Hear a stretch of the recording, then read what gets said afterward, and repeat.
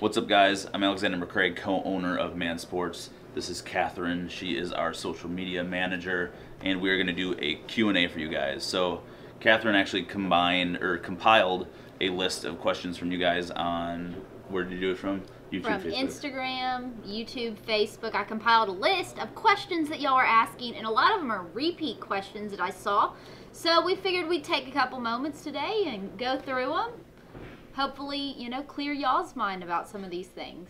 Yeah, so we have live chat on the website all the time, but also social media, we get a ton of questions. So instead of, well, she answers them as much as she can, but instead of just doing that every single day and hoping you guys go back and see all those, we're going to do a YouTube video for you so that you see, you can get answers in real time, and hopefully this checks off a bunch of questions you might have regarding the brand and products and things about us. So, okay, so the first question is, what is the best stack for building muscle? So with all the products we have, there's like a million different ways you could combine them and stack them. But I think the stack that I recommend would be kind of a basic stack and more centered around nutrition. This is going to be supplements that go in addition to your diet. So if you're trying to put on muscle, you want to be at a caloric surplus. And then the supplements I'd recommend on top of that would be things like isoprotein, isoamino, isocarb, Novogen XT, which is going to be a hormone optimizer, and something like creatine monohydrate. So isoprotein is going to be a good protein source that's going to build lean muscle tissue. It's low in carbs, low in fat, high in protein, but that's going to be a good fast-acting protein, great for building and repairing muscle. I usually take isoprotein along with isocarb. So isocarb is a fast-digesting carbohydrate powder. So that's going to replenish muscle glycogen and also spike your insulin levels to better shuttle nutrients into your muscle.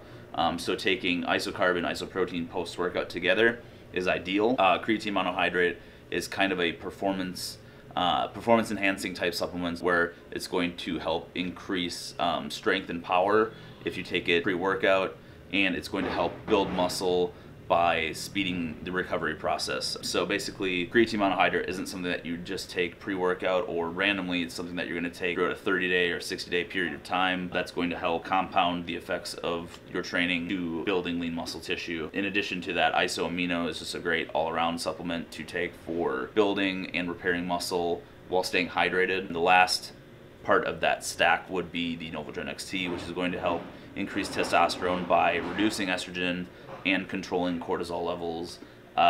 So that's the best muscle building stack. Testosterone needs to be optimized for women too. So testosterone is not just the male hormone. Women have that too. They don't have nearly as much as a male does. So that's why it can be harder for women to lose body fat, build muscle, things of that nature. So what Novogen XT can do for both a man and a woman is decrease estrogen, boost testosterone naturally, and lower cortisol levels. So that's another thing where it can really help women if they have high cortisol levels. That's stress hormone. That's something that's going to help you or make you retain unwanted body fat. So if you can reduce that, especially in the morning when estrogen and cortisol are typically highest, that's when we recommend taking Novogen 2 caps right away, right when you wake up. That's going to help you basically optimize the trifecta of hormones that is going to lead to better fitness results for you. What products are best for a keto diet is the next question, and Catherine just happens to do the keto diet, and she would be the resident expert on that. Alright, so I've done the keto diet for a little over 2 years now, so I have a lot of experience of what man products I can take or what I can't. And for the most part, as a whole, almost every single man supplement is keto friendly. One thing you definitely want to stray away from is isocarb, unless you're doing a cyclical keto diet where you're trying to take in carbs immediately pre-workout. Otherwise, you want to stay away from isocarb, and that's really one of the only supplements that I stay away from. Isoprotein is only like 3 grams of carbs, so perfect to add to your daily protein shake, or if you want to cook keto protein waffles. There's so many things you can do with that. Isoaminos, L-carnitine, Blockbuster, just about every supplement is open to the keto diet. So this is probably the question we get the most, I think, from everybody all the time, especially on social media. Isoprotein versus clean protein, what is the difference? They're actually not all that different because they're both protein supplements, but they can be vastly different in their uses and times that you take them throughout the day in ways that you can utilize them. So isoprotein, I'll go over isoprotein, I'll let her go over clean protein. And so isoprotein is our fast acting whey protein isolate. It's 90% whey protein isolate. We actually have full label disclosure too, so we tell you exactly how much total protein is in it, and then how much that yields of complete protein, where a lot of companies will just tell you the total protein, not telling you the actual yield. So that's just an added layer of transparency we have for you guys. But isoprotein, being that it is fast digesting, is something that you would want to take immediately post-workout to get into the muscle as quickly as possible and help you repair and recover quicker. Isoprotein is also something that's really good for dieters, being that it is low carb and low fat. It's not going to impact your diet as much as a meal replacement type protein would, where it has a little bit higher carbs or if it contains a bunch of sugar. So that is kind of what isoprotein is best used for. And now I'll let Catherine go over clean protein, which is our other protein supplement. So clean protein is a blend of proteins. So there's 4 different protein sources in clean protein, and they digest at various speeds. So clean protein is usually used as a meal replacement protein, or take it before you're going to bed. Because it is those 4 different protein sources digesting at different rates, it keeps you full for longer. When you're sleeping at night, you're not eating those meals every 2 to 3 hours. So a slow digesting protein source is great to continually fuel your body throughout the night. So our 5th question is our top 5 supplements. So this one is actually really tricky because we could go off sales and popularity, and that would make it much easier, but I think our top 5 supplements would be different for every single person. Yep. You probably have your top 5, I have my top 5, all of our customers have their top 5. It's really based on preference and your goal. So if I'm somebody trying to lose weight, I'm probably going to be choosing products like Scorch Powder, Yohimbine, L-carnitine, CLA, but somebody like me right now trying to put on muscle, it's going to be creatine, isocarb, isoprotein, things that are going to help me out when I'm trying to recover from gym sessions and put on muscle. So I think this time we'll go with popularity and go over those top 5. Okay, so these are our top 5 most popular products, or I guess most universal products that people could take. They are isoprotein, isoamino, CLA powder, Blockbuster, and Nutritox multivitamins. So I think the best one of those groups for being universal would be Nutritox multivitamin. Everybody needs that in their diet. A lot of the things that you eat or from your diet, you're not actually getting all the nutrients or the micronutrients that your body needs. So especially when you're dieting, because you have a very limited, usually, selection of food that you can take or that you can eat. So the vitamins, I think, are one of our best products for universal popularity. Isoprotein is another one. Everybody can use that. My parents use isoprotein. Kids can take it. Really anyone, even if you're not an athlete, you can use that to supplement your diet to make sure you're getting the appropriate amount of protein in your diet. And then the other ones are pretty standard things too. Amino is going to help with recovery, hydration. CLA powder is really popular with our fat loss crowd, but you can also take that for just composition purposes and if you're trying to put on muscle. And lastly, Blockbuster is our kind of moderate stim pre-workout, where anybody can take that from beginner to experienced user and get the benefits of that, providing energy and pumps in the gym. So the next question is it okay to switch to Scorch when I finish with Lean PhD, or do I need to cycle off both? So you can switch from fat burner to fat burner. However, it is good to give your body that break, which is why we suggest that you cycle off for a period of time before you take it again, so that your body reacts to it and continues to have a reaction when you take these products. Yeah, so I think a lot of people, and I think that was the problem with stimulants and fat burners and pre-workouts getting stronger and stronger and stronger over the years, is that a lot of people depend on those for every single workout and they never cycle off them. And really, when you're cycling off, all you're trying to do is reset your adrenals so that you respond to the caffeine again. So What I do is I'll take stimulants or pre-workouts for like a month straight or 2 months straight, and then I'll try to get off for like a full week. After that full week, I'll take like a half scoop of a pre-workout, and I'll be like flying, bouncing off the walls. So you can reset your adrenals pretty quickly. What you want to do is take a break instead of jumping from one to the other and then just keep upping the ante. Otherwise, there'll be a point where you're taking 3 scoops of pre-workout and you'll probably get tired from it. Too much caffeine is not good. So you definitely want to give your body a little break. So the next question is the best exercises for fat burning.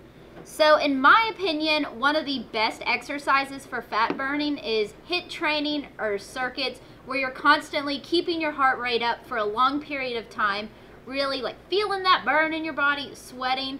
And in my opinion, I would say that doing HIIT is probably one of the best ways to start seeing that fat loss, hopefully start moving in your body.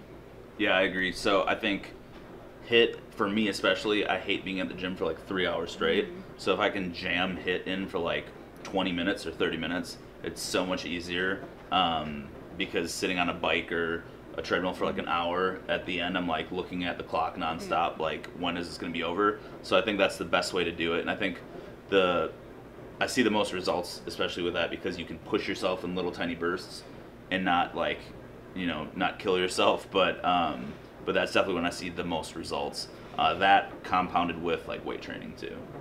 How do I get sponsored? So I'll go with my thoughts in this first, and then you can go, being that you are a sponsored athlete with a number of different companies.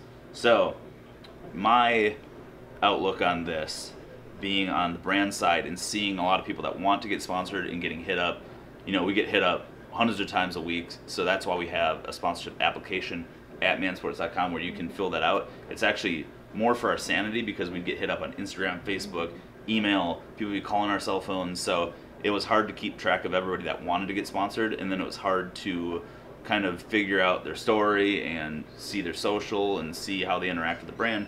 So I think for me, what I look for in a sponsored athlete is somebody that's super passionate, somebody that's unique, somebody that already interacts with the brand. That's the number one thing for me, is that if you already interact with our brand and you genuinely like our products, that's going to put you like light years ahead of other people that just want a sponsorship, either for money or to put it in their Instagram profile or whatever it might be.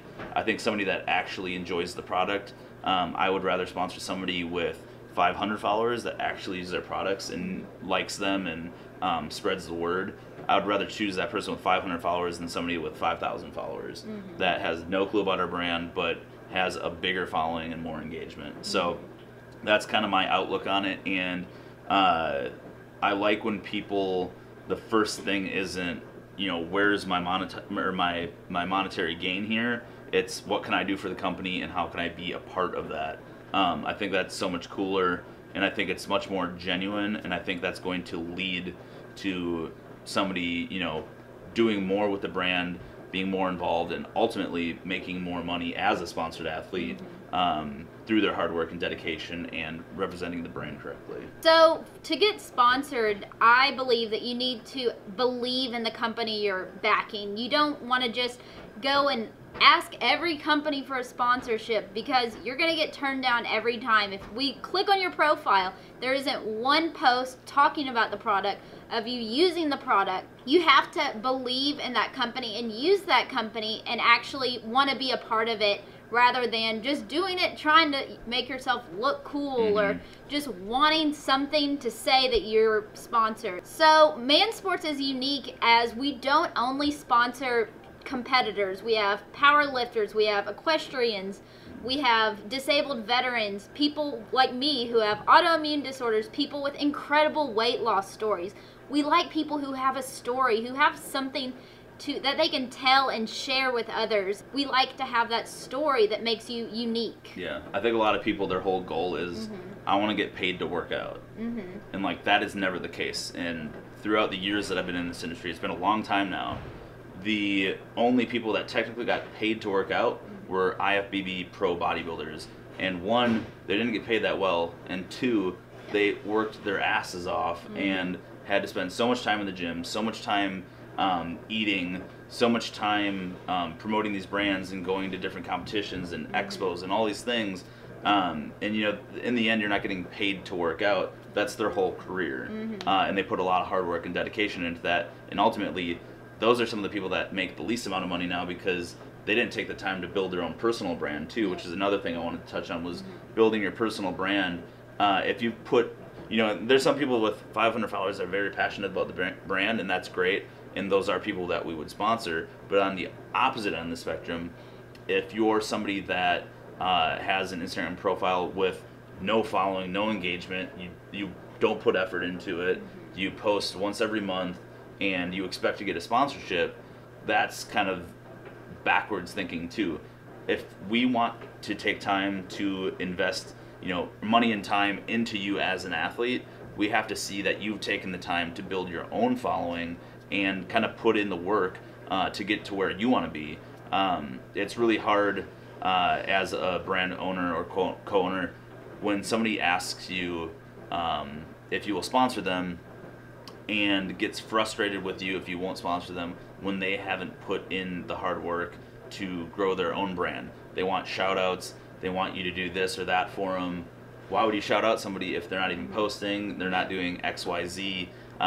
You know, really what the brand wants is an athlete to be shouting them out and help grow that following. In return, that's when you're going to kind of reap the benefits of it and get in marketing material or you know, travel to expos and do those cool things that kind of come along with being a good sponsored athlete. So before Catherine actually worked for us, we sponsored her already. And one of the reasons why we sponsored her was because she posted really good content. She posted consistently. She was engaged with our brand, and she built her own following and did it very organically. So that's something that we admire quite a bit in sponsored athletes, where a lot of people fall short on that. And she was one of the people that kind of built her following up and stuck with it. And even if the first 20 to 30 to 50,000 followers, she might not have been making any money off it. And even at 100,000 followers, some people might not be making any money off it, but they're putting the effort and time into it. And eventually, I think that will turn into, you know, either being able to turn into a career or, you know, make money off your own following and promote products or start your own brand, things like that. And luckily, you know, us sponsoring her and her being kind of a social media expert, I guess you could say, led to a job opportunity and us getting an awesome social media manager now. So it kind of worked out. That's not the typical case for every sponsored athlete, but it could happen because there's proof of it right here. All right, so we went over some of the top questions that we were given on social media. Hopefully that helped you guys out. We're actually going to be doing more of these Q&As. We have a ton of questions compiled that will take way too long for one vlog, so we're going to do another one really soon. Make sure to subscribe to our channel, like this video, comment, and click the little bell for post notifications, and we'll see you next time.